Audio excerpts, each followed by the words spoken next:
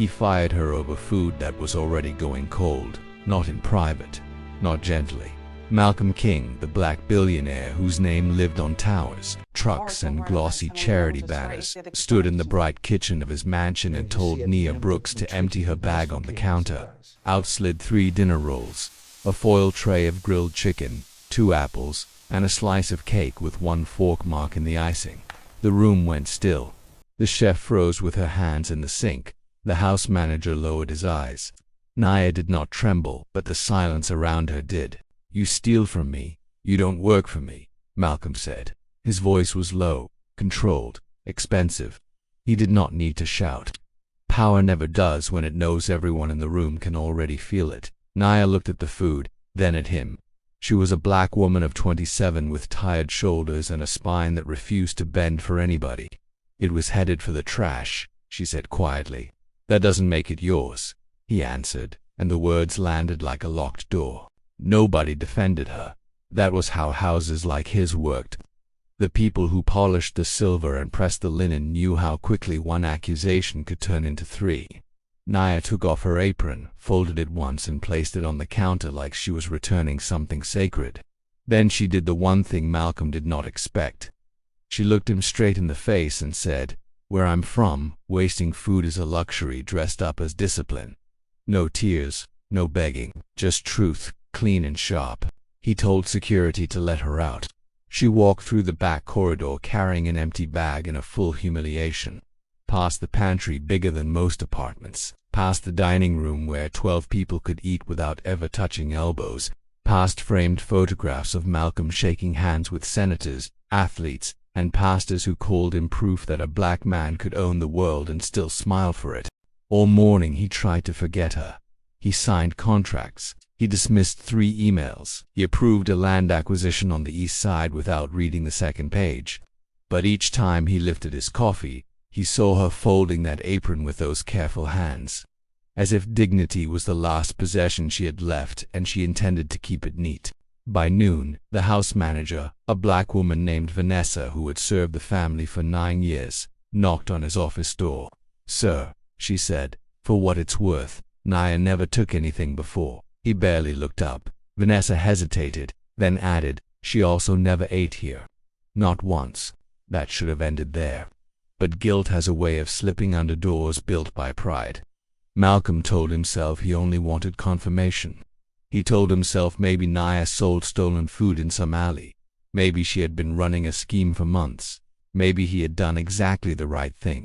He checked her employee file, copied the address, took his keys, and drove. His car left the clean avenues of black wealth and praise. It rolled past glass towers with his surname on them, then past streets that no longer had planters, then streets that no longer had trees, then streets that seemed forgotten on purpose.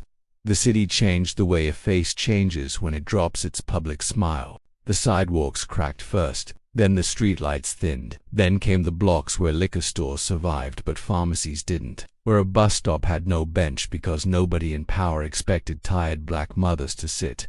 Murals peeled off brick walls. A closed clinic wore plywood like a bandage. Malcolm slowed when the GPS told him to turn into Briar Heights.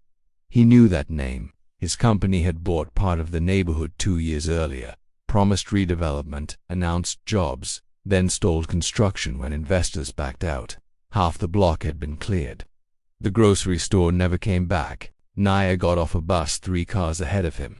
She carried nothing now but the same canvas bag and a bundle of school papers tied with a rubber band. He parked across the street and watched her hurry into a brownstone leaning tired against the wind.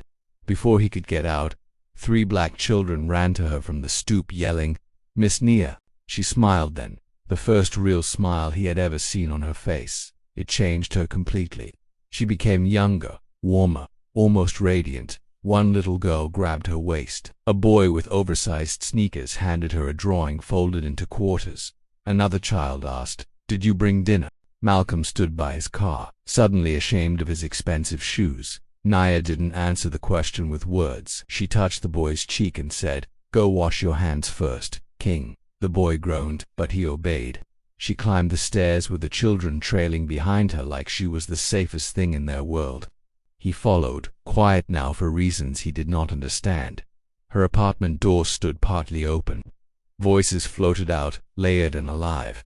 Not the sound of one household. The sound of many lives squeezed into too little space and trying to make that space feel like home anyway. He looked in and stopped breathing for a second. The apartment was tiny. Paint peeled in thin curls from the ceiling. A space heater sat in one corner beside a bucket catching water from an old leak. But around one scarred table sat 6 black kids with homework open, pencils worn short, and reading books stacked beside cups of tap water. Naya moved through the room like gravity with a heartbeat. She handed out the dinner rolls, then split the chicken into smaller pieces than Malcolm thought possible. She cut the cake into 6 narrow strips. Nobody complained about the size. Hunger teaches children math before school ever does. On a milk crate by the wall sat 3 anatomy textbooks, a blood pressure cuff, and a stethoscope with cracked tubing. Malcolm's gaze snagged on them. So did the words taped above the crate in careful handwriting. Naya Brooks, School of Nursing, accepted beneath that. Another letter, deferred. Then a little boy at the table dropped his pencil. He blinked hard, swayed, and collapsed sideways from the chair. The room erupted. One girl screamed. Another started crying. Malcolm stepped forward at last, but before he could speak, Naya was already on her knees. "Malik, stay with me." Her voice turned calm in the kind of way real leaders become calm. She checked his pulse, lifted his chin, and snapped instructions with frightening precision. "Asha, bring the orange juice from the fridge. Zion, the glucose kit. Now, Mr. King, if you're going to stand there, make yourself useful and call 911. He obeyed before pride could catch up. His fingers shook, dialing the number. Naya rubbed Malik's sternum, asked him questions, counted under her breath, then pressed the juice to his lips when the test strip confirmed what she already knew. "Low sugar," she said. "He missed lunch again, didn't you?" The boy gave the smallest nod. The ambulance took 9 minutes. Malcolm counted every one. In those 9 minutes, the power in the room belonged entirely to the woman he had fired that morning. She stabilized the child, calmed the others, relayed symptoms to the dispatcher, and never once asked him for approval. When the paramedics finally arrived, 2 black men in navy uniforms, one of them looked at Naya and said, "You in school?" She nodded without looking up. "You need to be back," he told her, because even strangers could see it. Malcolm felt the sentence like a verdict. After they left with Malik conscious and embarrassed, the apartment fell into that shaky quiet that comes after fear. Naya stood at the sink washing her hands with dish soap that had been watered down too many times. Malcolm remained near the door, stripped of every polished thing he thought made him important. "That boy has type 1, she said without turning round. "His mama works nights. Some days dinner comes late." Then she dried her hands and faced him. "Now tell me why a billionaire followed a fired maid home." Malcolm opened his mouth and found nothing ready. Up close, the room told on him from every angle. 2 bunk beds in the next room, a stack of utility shut-off notices under a Bible, a framed funeral program on the shelf with a smiling black woman, and the words, "In loving memory of Tiana Brooks." Under it sat 2 inhalers, 1 half-empty insulin pen, and a jar full of bus coins. Before he could answer, a small girl pressed against Nia's leg and asked, "He, the landlord?" Nia shook her head. "No, baby." The girl studied Malcolm's suit and said, "Good. Landlords only come when they want something." Malcolm felt that too. Nia sent the children to finish homework in the next room. When they were gone, the apartment got even smaller. He asked the question softly, "Those are your children?" She looked toward the bedroom, and her face changed in a way grief always recognizes itself. "My sister," she said. "Tiana died 18 months ago after hospitals sent her home twice." Said a black woman in pain was probably exaggerating. She folded her arms. "Left me Zion, Asha, and a rent bill. My daddy had a stroke 2 months later. He sleeps in the back room. I had 1 semester left in nursing school." Malcolm lowered himself onto a broken chair without meaning to. The blood pressure cuff on the crate suddenly seemed heavier than metal. "Why are there 6 kids?" he asked. Naya gave a humorless smile. "Because hunger doesn't stop at one apartment. Because the corner store closed when your redevelopment deal froze this block. Because the clinic shut down and now insulin means to buses." There it was. The truth, standing naked between them. He hadn't just fired a hungry black woman for taking leftovers. He had spent years helping build the exact machine that made her desperation look like misconduct. The closed grocery store, the missing clinic, the neighborhood, his board presentations called underutilized. His money had not created all of it, but it had certainly learned how to profit from it. Naya saw the recognition hit him. "You asked what I stole," she said. "I took back one meal from a system that keeps stealing from us in bulk." Her voice never rose. It didn't need to. Quiet truth is louder than accusation when it has receipts on the walls and children in the next room. Malcolm looked at the funeral photo again. He thought about all the panels where he had spoken about black excellence like a trophy case. He thought about telling rooms full of donors that representation mattered while kids like Malik were passing out one neighborhood over because the nearest fresh food lived behind 3 bus stops and a price tag. Something in him cracked clean down the middle. He covered his mouth, but it was too late. Tears came anyway. Not neat ones, not cinematic ones. The kind a grown black man spends years training his face never to produce because the world already studies him too hard and offers too little softness in return. Nia did not comfort him. She had no reason to. She simply watched while Malcolm King, the man newspapers called untouchable, sat in a cheap chair in a leaking apartment and cried over all the things he had been rich enough not to see. In the next room, a child laughed at something on a workbook page, and the sound nearly destroyed him. "I was wrong," he said when he could finally speak. "Not just this morning. Bigger than that." Nia tilted her head. "You think?" He almost smiled through the shame. "I need to fix it," she answered with the wariness of someone too acquainted with speeches. "Men with money always say that when guilt gets loud." He nodded because she was right. "Then don't trust the words," he said. "Judge the work." For the first time that day, something in her expression shifted. Not forgiveness. Just a tiny opening where contempt had been. He asked what she needed. She did not answer quickly. Black women like Naya knew the danger of naming needs in front of power. Finally, she said, "Tonight, groceries, test strips, rent by Friday, and a ride to the free clinic at 6 in the morning because Daddy's wheelchair axle is bent and I can't drag him 3 blocks again." Then, after a beat, "Long term. This neighborhood deserves not to survive on miracles." Malcolm stood up. His face still looked wrecked. "Then I'll start tonight," he said. She almost laughed at that, but the laugh died when he took off his watch, set it on the table and said, "This covers Friday before the banks open. I'm coming back in an hour with the rest." It was the first thing he had done all day that felt more like repentance than performance. He kept his word.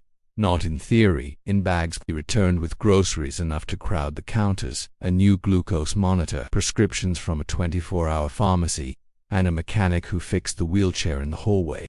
He came back the next morning with a lawyer, not for himself, but to renegotiate the rent violations with the landlord who had been ignoring mold and leaks for years. By the end of the week, Malcolm had done something even stranger.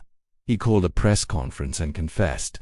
He did not tell every private detail, because Nia's pain was not a public prop, but he said he had misjudged an employee, that his company's stalled development had deepened harm in Briar Heights, and that he was pulling funds from 2 luxury projects to reopen the clinic, restore the food market space, and create a community scholarship program run by residents, not executives. His board nearly revolted.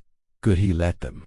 Men who had praised his instincts suddenly hated them when those instincts became expensive. Malcolm listened, then sold his stake in a leisure resort he did not care about, and moved the money anyway. Naya did not return as his maid. She refused that part cleanly. "I already know how to clean up your mess," she told him. "I'm not doing it in an apron." So Malcolm offered something else, a salaried role overseeing the new Briar Heights Family Resource Center while he funded her return to nursing school. She stared at him for a long time, measuring whether respect had finally learned to sound like respect. "I'll take the school," she said. "I'll take the center on one condition." He waited. "You hire from this neighborhood. Black women first. Single mothers. Men coming home who need a real shot. Teenagers who keep getting told their problems before their people." Malcolm nodded once. Done. Work began fast because guilt, when honest, stops enjoying delay. The boarded clinic got stripped to brick. The market space reopened as a cooperative with fresh produce, fair prices, and elders from the block deciding what stayed on the shelves.